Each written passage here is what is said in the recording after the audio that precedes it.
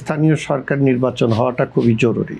কিছুটা প্রেক্ষাপট তিনি বলেছেন, আমি এই ব্যাপারে একটু আসি যে আসলে এই যে স্থানীয় সরকার ব্যবস্থার সঙ্গে আমাদের একেবারে তৃণমূলের যে জনগণ তাদের সেবাটা জড়িত রয়ে গেছে। এবং আপনি যদি দেখেন যে এই যে জুলাই অভ্যুত্থানের পরে আমাদের এখানে যারা স্থানীয় প্রতিনিধি ছিলেন, বিশেষ করে ইউনিয়নের চেয়ারম্যান এবং 9টা ওয়ার্ড থাকে সেখানে যারা মেম্বার ছিলেন এবং বিশেষ করে মহিলা প্রতিনিধি, তারা কেউই সেখানে দায়িত্ব পালন করতে পারেন নাই। সিটি কর্পোরেশনগুলোতে আপনি যে দেখেন মেয়র এবং যে সকল ওয়ার্ড ছিল সেখানে কাউন্সিলররাও সেখানে ছিল না। ফলে এই যে স্থানীয় যে সেবাগুলো সেটা একেবারেই ভেঙে পড়েছে। এই জন্যে জনগণ প্রান্তিক পর্যায়ে নানাভাবে ক্ষতিগ্রস্ত হচ্ছে।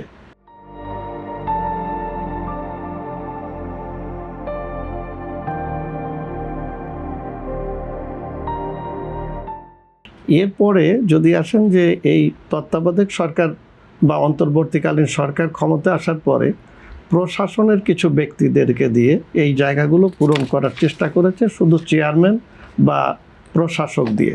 তো এই জায়গাটা একেবারেই ভঙ্গুর অবস্থা। এবং এই নির্বাচনের পরে আমাদের সকলেরই প্রত্যাশা যে দ্রুত একটি স্থানীয় সরকার নির্বাচনের মধ্য দিয়ে প্রকৃত জনগণের প্রতিনিধিদের কাছে দায়িত্ব হস্তান্তর করা, যাতে নাগরিক সভাটা পায়। তো সরকারের এই জায়গাটা, যেটা সরকার ইতিমধ্যে প্রশাসক নিয়োগ করেছে বিভিন্ন জায়গায়, বিশেষ করে যদি আমরা দেখি যে সিটি কর্পোরেশনগুলো, এছাড়া স্থানীয় পর্যায়ে এখনও হাত দেয়নি, আগে যেভাবে চলছে সেইভাবে।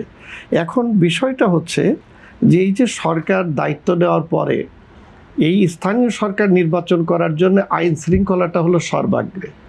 আমরা মনে করছি যে আইন শৃঙ্খলা পরিস্থিতি নাজুক অবস্থায় রয়ে গেছে। আপনি যদি খেয়াল করে দেখেন যে অন্তর্বর্তীকালীন সরকারের সময় আমাদের এখানে আইন শৃঙ্খলা কিছুই ছিল না। একটা মবের রাজত্ব তৈরি হয়েছিল আর একটা কিচেন ক্যাবিনেট, এই দুইটা দিয়েই কিন্তু রাষ্ট্রটা পরিচালিত হয়েছে।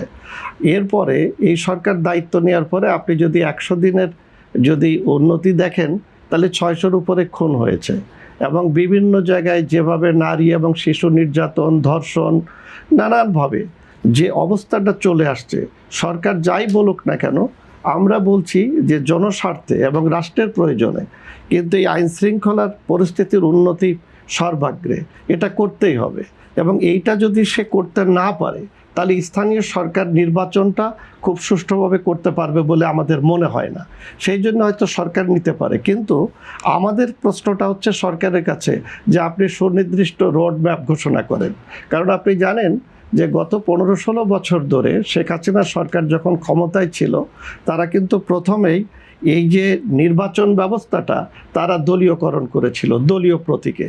আপনি স্বাধীনতার পর থেকে আমাদের দেশে যদি দেখেন সেখানে কিন্তু স্থানীয় সরকার নির্বাচনটা নির্দলীয়ভাবে হয়ে এসেছে। এবং সেখানে যারা সমাজের ভালো মানুষ, সৎ মানুষ, জনগণের কাছে স্থানীয় পর্যায়ে গ্রহণযোগ্য, শিক্ষিত, তারাই একসময় চেয়ারম্যান হয়েছে।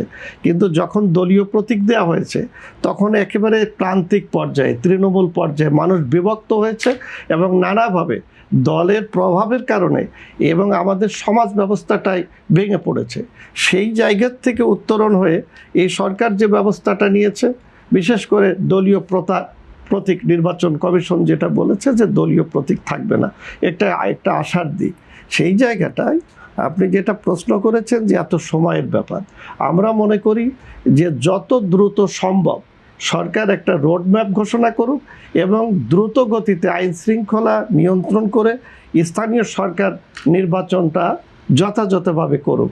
এটাই এখন আমাদের কাছে একটা দাবি।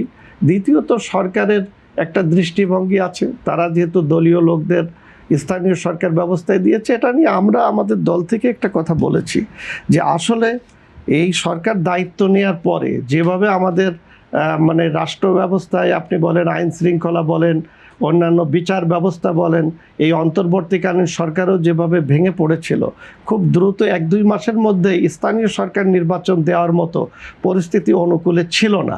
সেই জায়গায় তারা যে সময়টুকু নিয়েছে এটা আমরা মনে করি যে যৌক্তিক সময়, এবং সেই জায়গায় এটা যাতে দীর্ঘমেয়াদী না হয় সেই ব্যাপারটা সরকারকে নিশ্চিত করতে হবে।